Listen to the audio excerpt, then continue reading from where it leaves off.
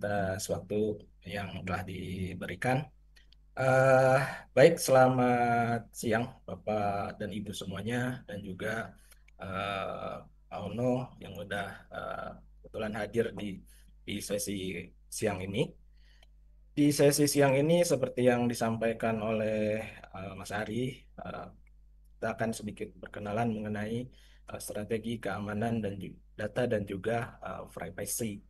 Nah, di sini mungkin slide saya udah kelihatan mungkin ya Bapak Ibu.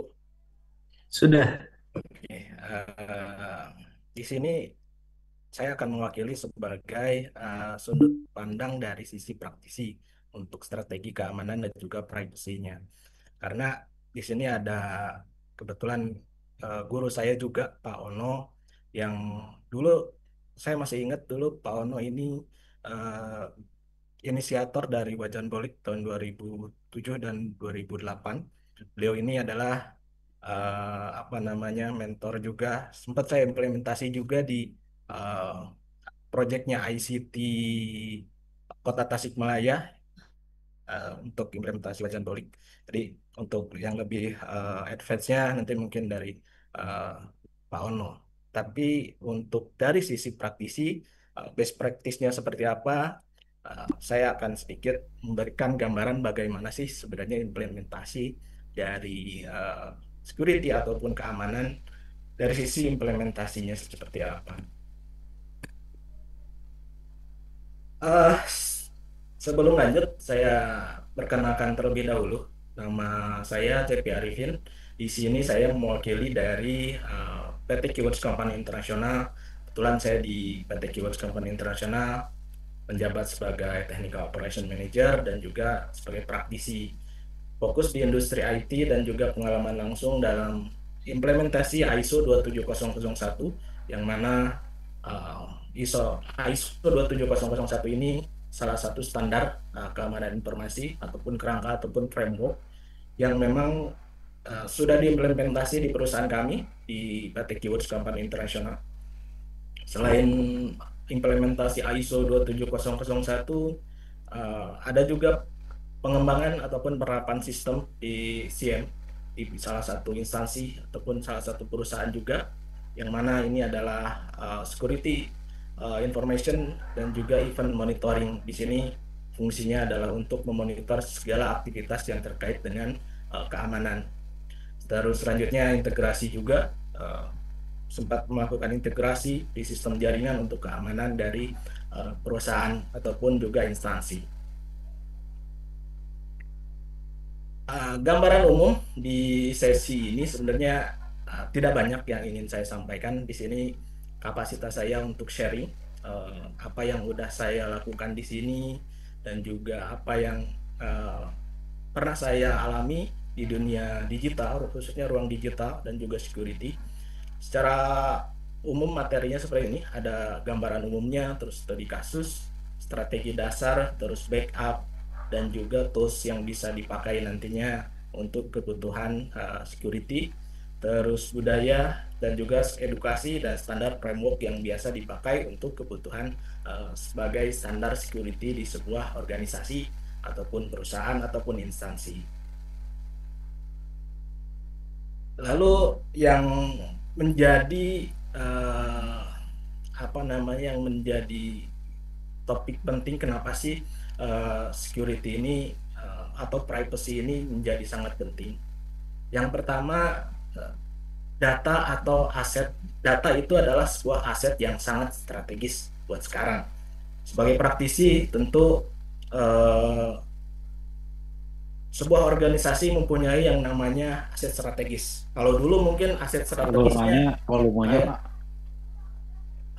gimana? volume suaranya kurang gede.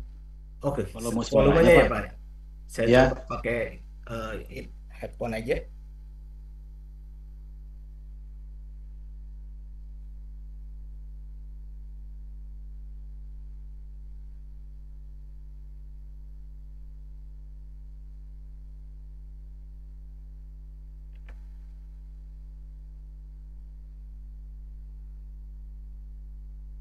Suara saya udah lebih jelas.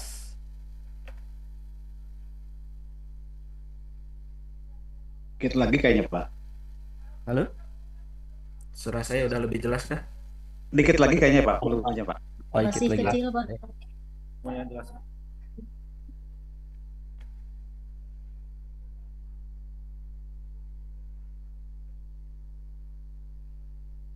Oke, mungkin coba lagi tes 1 2 3.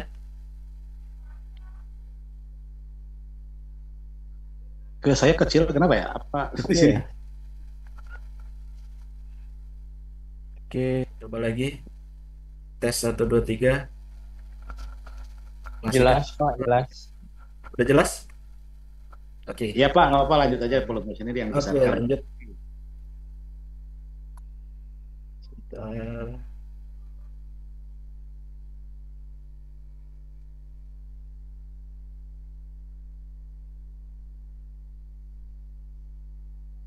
Oke, saya lanjut ya.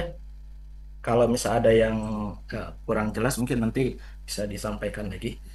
Eh, yang pertama tadi data ataupun aset, data ini adalah salah satu aset strategis, di mana kalau dulu mungkin aset strategis ini ada gedung atau mungkin rumah atau mungkin kalau di perusahaan mungkin kayak komputer, terus server dan juga apa namanya laptop itu adalah bagian dari aset strategis. Nah, di era yang sekarang, era digital, aset data ini adalah salah satu aset yang sangat strategis. Terlebih kadang bahkan data ini bisa jadi nilainya lebih berharga dari laptop atau mungkin bangunan, karena di beberapa kasus data ini untuk melakukan recovery data itu bisa lebih mahal. Terlebih dengan beberapa kejadian yang lalu di Indonesia mungkin sempat ada kejadian data ini harus dibayar sekian juta ataupun sekian miliar untuk bisa di recovery. Itulah pentingnya data ini menjadi salah satu aset yang sangat strategis. Yang kedua, kebocoran atau kerugian reputasi dari perusahaan itu sangat eh, rentan terjadi. Terus resiko hukumnya juga, biaya pemulihan yang seperti tadi saya sampaikan itu bisa lebih mahal ketika terjadi kebocoran data. Reputasi, dari sisi reputasi, eh, kita sebagai instansi ataupun sebagai perusahaan tentu reputasi kita akan sangat dipertaruhkan di situ ketika terjadi yang namanya kebocoran data.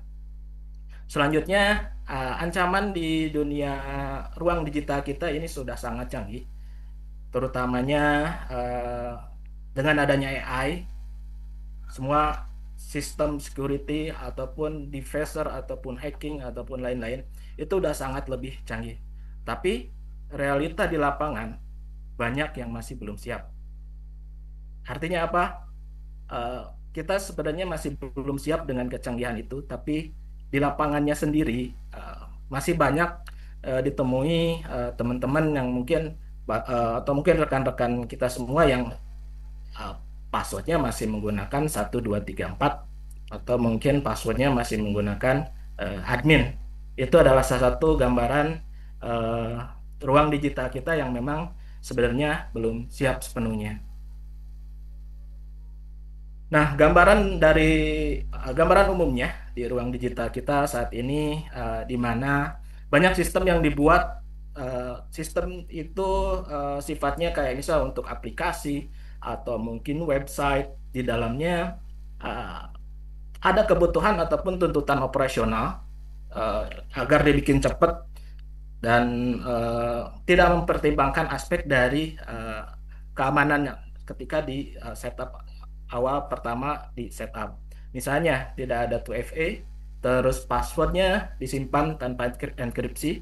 Password di sini biasanya terkait dengan penyimpanan di database, karena di database ini biasanya menyimpan berbagai macam data sifatnya sensitif, kayak misal password itu bagian dari sensitif, eh, bagian dari data-data yang sangat sensitif, di mana password ini secara proses development ataupun secure development itu biasanya harus dienkripsi untuk password.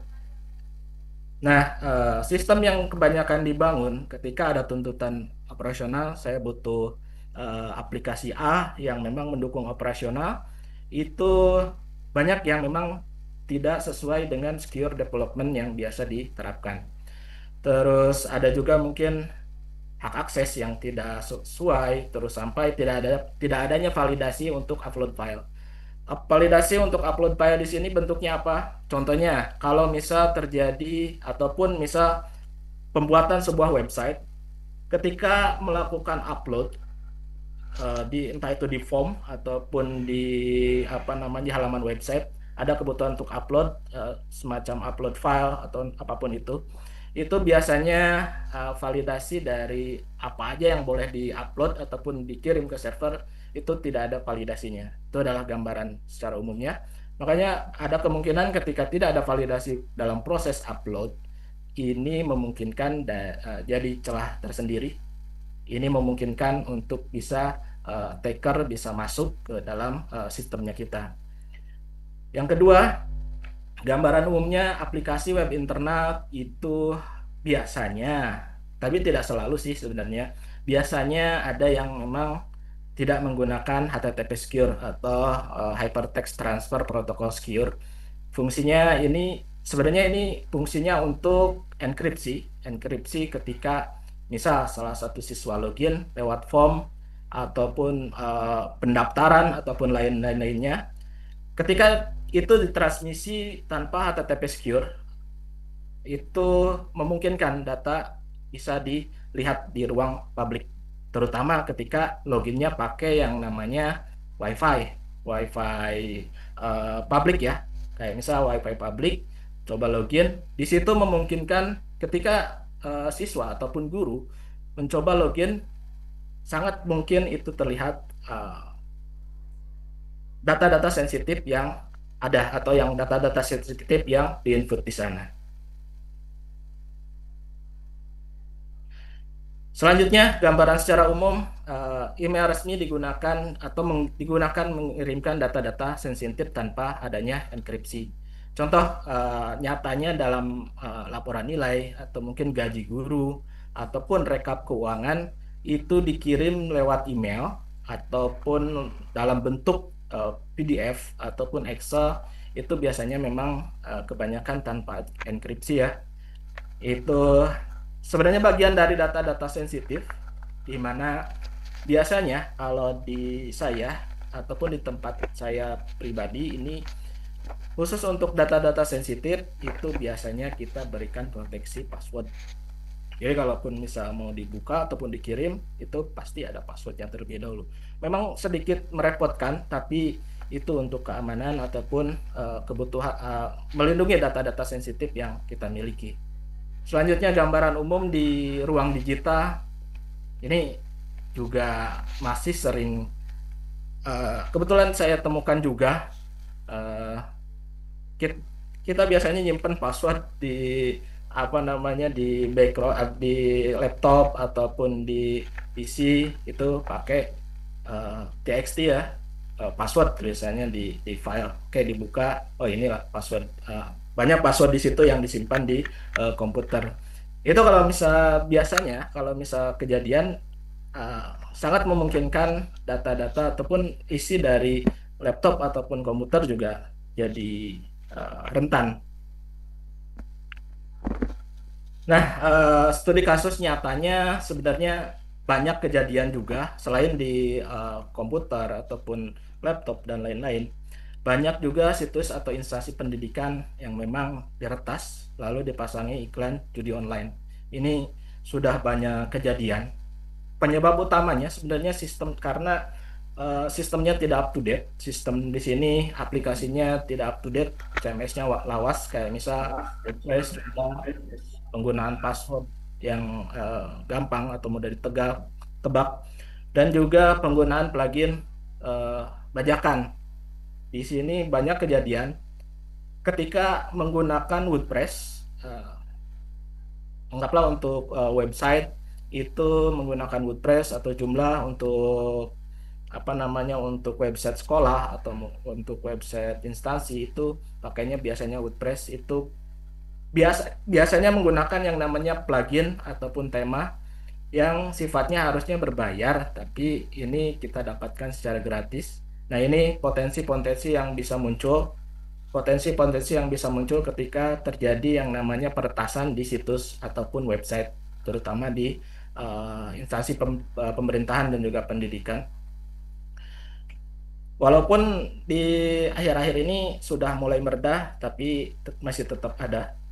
Terus kadang di beberapa kali kesempatan, misal di akun mantan pegawai ataupun mantan karyawan yang memang seharusnya udah tidak punya akses ke sistem, entah itu aplikasi yang ada di instansi ataupun aplikasi yang ada di internal, seharusnya pegawai tersebut tidak punya akses sama sekali ke sistem. Tapi karena masalah dari prosedur untuk deaktivasi akun yang tidak ada di instansi tersebut, maka mantan staf atau karyawan ini bisa mengakses sistem ataupun email yang ada di internal. Itu banyak banyak banyak kejadian. Selanjutnya database online khususnya yang terhubung ke internet ini masih banyak. Jadi database ini tidak diproteksi sama sekali. Entah itu penyimpanan data terhubung ke internet dan itu tidak ada proteksi dalam bentuk password dan lain-lain. Selanjutnya, biasanya juga ada kejadian klik email hadiah undian palsu. Ini biasa kejadian di instansi, misal emailnya Anda menang iPhone dan diklik, ini potensi kebocoran datanya sangat tinggi. Biasanya kita sebut ini email phishing. Selanjutnya, password juga disimpan di sticky notes. Itu lumrah terjadi di beberapa instansi juga. Disimpan password dalam bentuk sticky note. Itu password A, password B itu disimpan di sticky note. Yang mana itu sebenarnya tidak sesuai standar dan kalau bisa tidak dilakukan. Nah, ini beberapa beberapa hal yang memang studi kasus nyata di mana website-website ataupun instansi pemerintah banyak yang istilahnya dijadikan target peretasan.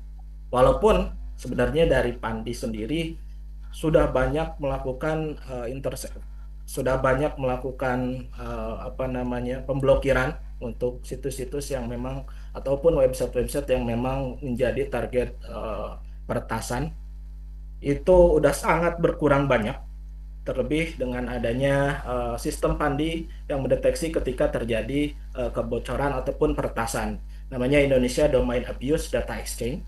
Itu memungkinkan untuk pihak dari Pandi selaku regulator untuk domain ID memberikan laporan kepada baik itu pemilik websitenya ataupun hoster tempat dia meletakkan websitenya untuk segera dilakukan takedown dan dilakukan perbaikan. Ini sudah sangat berkurang jauh sejak ada Indonesia Domain Abuse Data Exchange. Jadi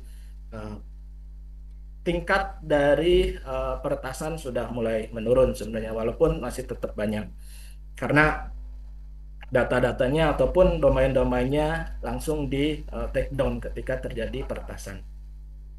Biasanya ini si kasus peretasan si website ini terjadi dia meretas sebuah website dan langsung memberikan yang namanya bot. Bot di sini tugasnya agar ataupun robot itu biasanya bertugas untuk si website ini biar cepat diindeks sama Google, biar cepat bisa tampil di halaman utama Google. Itu yang melakukannya adalah bot biasanya. Jadi banyak situs ataupun instansi yang memang jadi target. Oke, lanjut ke strategi dasar. Biasanya apa aja sih yang biasa saya terapkan di sini? Secara default, kalau misal untuk security standar, tentu ketika kita punya yang namanya PC ataupun laptop, Services yang memang tidak dipakai itu biasanya langsung saya matikan. Contoh untuk FTP, SMB, remote desktop. Kadang kita nggak tahu ya remote desktop ini masih nyala atau enggak, ataupun service remote desktop ini nyala atau enggak. Remote desktop ini memungkinkan siapapun yang dalam satu jaringan bisa terhubung ke PC ataupun laptop yang kita pakai. Itu mungkin teman-teman nanti sekalian cek juga services ini apakah nyala atau enggak. Terus minimalkan privilege di sini setiap orang hanya bisa mengakses sesuai dengan tugasnya. Tentu dalam artian kalau misalnya di komputer ada yang namanya administrator, ada yang namanya user di laptop ataupun komputer. Itu adalah salah satu bagian dari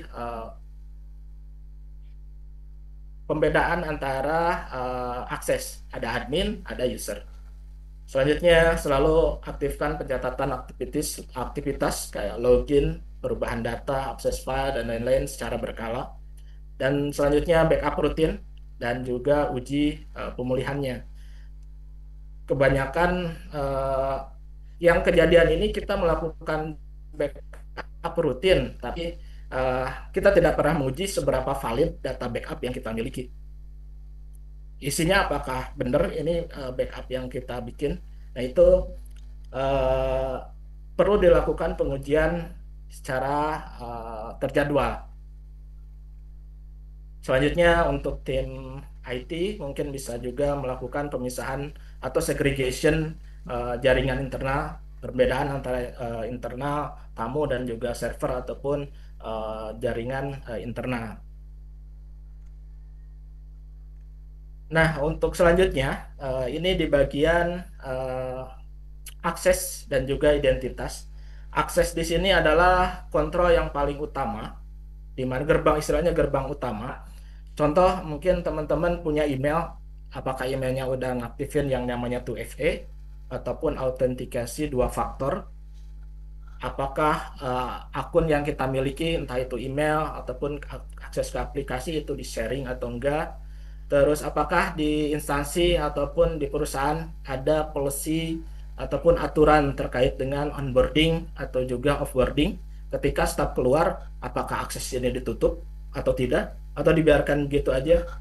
Itu yang memang harus divalidasi ulang untuk akses dan juga identitasnya.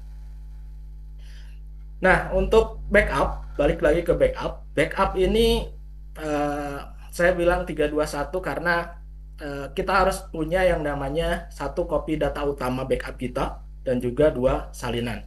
Terus kita juga perlu yang namanya mengcopy data backup kita ke media yang berbeda, baik itu hard disk eksternal ataupun NAS ataupun ke cloud. Terus selanjutnya punya yang namanya offsite backup.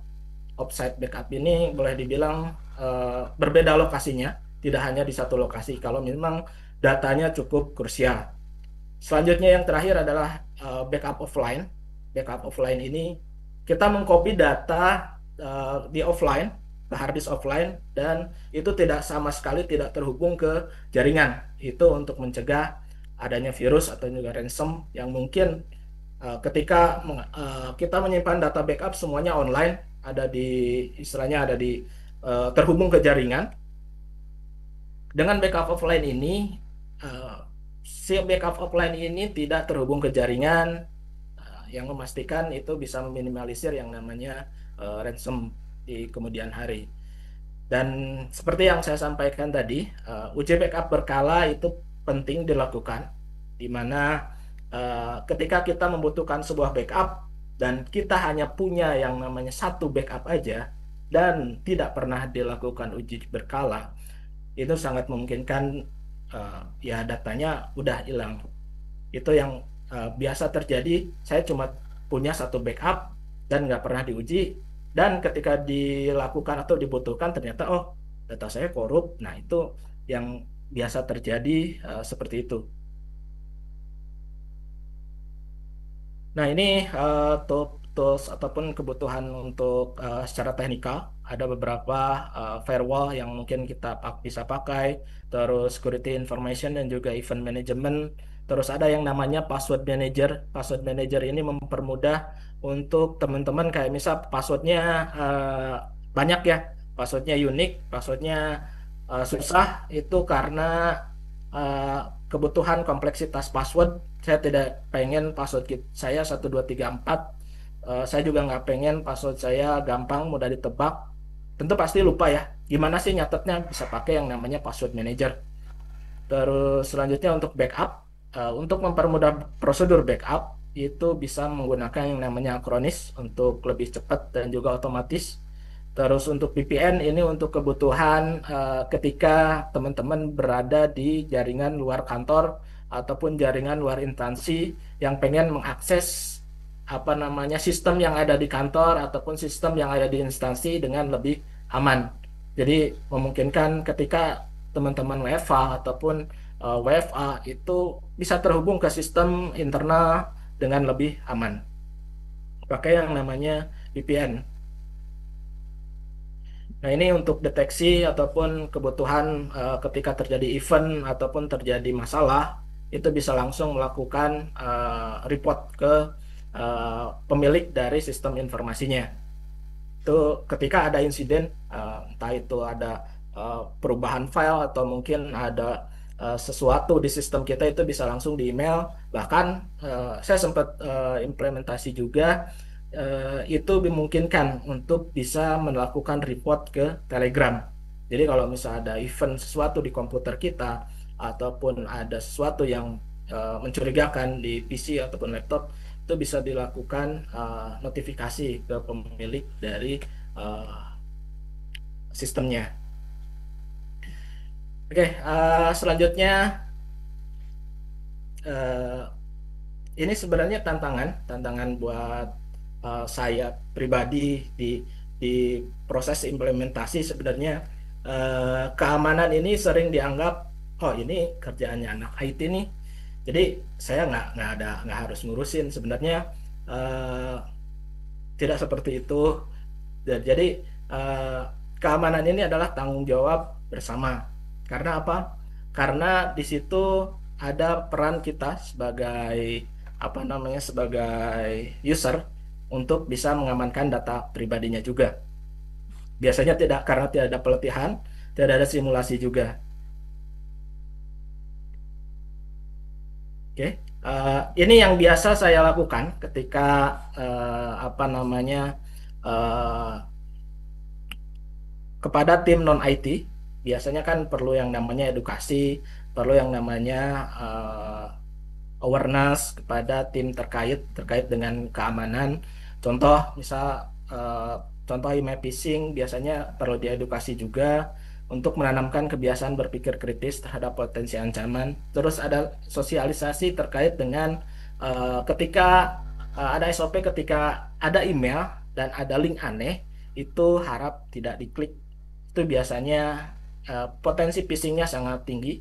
Terus selanjutnya biasanya kita juga menyediakan poster digital atau wallpaper di komputer ataupun TV yang ada di kantor untuk tetap mengingatkan teman-teman semua bahwa kayak misal untuk data, kayak misal privacy itu tetap harus disosialisasikan, terutama untuk email phishing tadi yang sangat sering terjadi kepada user. Nah, ini salah satu ataupun sampel email phishing yang biasa dikirim ya. Kalau di sini sekilas kita kirimkan, kita menerima email dari bluehost.com, padahal itu bukan. Nah, banyak kejadian email phishing ini diklik teman-teman yang memang non IT mungkin, oh ini dari bluehost.com nih, saya bisa langsung klik, oh ini tagihan nih, oh ini apa namanya, oh ini ada informasi penting nih, biasanya langsung diklik dan potensi kebocoran ataupun potensi security yang muncul itu sangat tinggi ketika kita mengklik sesuatu yang kita sendiri belum tahu isinya apa dan mengarah kemana. Ini juga salah satu email phishing. Kayak misal ada tagihan, oh ini udah tagihan, udah jatuh tempo, ini invoice-nya dalam lampiran. Ketika kita download dan kita jalankan, kita nggak tahu isinya apa. Bisa aja itu untuk menyusupi komputer kita, itu sangat sering kejadian. Bahkan di beberapa kasus itu melakukan takeover pada email yang bersangkutan. Takeover di sini dia mengambil alih kendali atas email yang bersangkutan. Nah, standar yang kami eh, pakai untuk pendekatan praktisnya, biasanya kami menerapkan memang yang namanya ISO 27001 untuk standar internasional keamanan informasi. Terus di Indonesia juga ada yang namanya indeks kami atau yang terbaru ini IKAS, Instrumen Penilaian Kematangan Keamanan Siber dari BSSN. Ini untuk evaluasi dari BSSN, mengevaluasi 5 aspek kayak tata kelola, manajemen resiko, kerangka kerja, dan juga teknologi. Ini untuk pendekatan gimana sih caranya biar organisasi kita bisa mengikuti standar-standar yang udah ditentukan untuk baik itu secara internasional ataupun standar dari nasional dari BSSN. Nah, tantangan yang sering dihadapi selain selain yang tadi ada juga kekurangan komitmen dari member, itu menjadi tantangan tersendiri di mana uh, ketika member di sini ataupun pimpinan ataupun user ataupun karyawan ataupun staff yang ada di eh, instansi biasanya tidak terlalu tidak terlalu mendukung di sini. Terus banyak yang menganggap keamanan hanya tugas tim IT. Biasanya kita melakukan pelibatan ke level level staff, pimpinan dan juga lain-lain biar bisa mengetahui apa fungsi dari keamanan ini untuk dirinya sendiri. Terus biasanya minim edukasi juga, itu bagian dari hal-hal yang biasa terus kita lakukan, walaupun uh, apa namanya, walaupun pada kenyataannya masih butuh terus dilakukan edukasi ini. Dokumentasi dan juga praktik, banyak organisasi punya ISMS ataupun Information Security Management System atau SMKI tapi tidak dijalankan. Hanya sebatas SOP aja tapi tidak dijalankan sepenuhnya. Biasanya memang kebijakan ini harus terus dijalankan agar tidak lupa, agar tidak melenceng dari target keamanan informasi. Terakhir, anggapan ISO adalah beban. Biasanya memang ISO ini untuk compliance-nya aja, tapi pada dasarnya ISO juga sebenarnya kerangka kerja yang memang penting untuk keamanan informasi. Nah, tips praktis hari ini dari saya sebenarnya, ketika tim IT ataupun rekan-rekan punya sistem, itu pastikan punya yang namanya audit, siapa aja yang punya akses ke sistemnya, punya akses ke apa aja. Terus password juga bagian dari yang memang harus dilakukan secara ataupun dilakukan pergantian secara berkala. Itu biasanya kalau di sistem 3 bulan sekali itu direkomendasikan untuk dilakukan pergantian. Selanjutnya backup otomatis, edukasi staff dan juga penambahan 2FA atau multi-factor authentication di email. Jadi ketika ada yang akses email tidak langsung, ketika tahu passwordnya itu nggak langsung nggak langsung langsung bisa masuk ke email kita.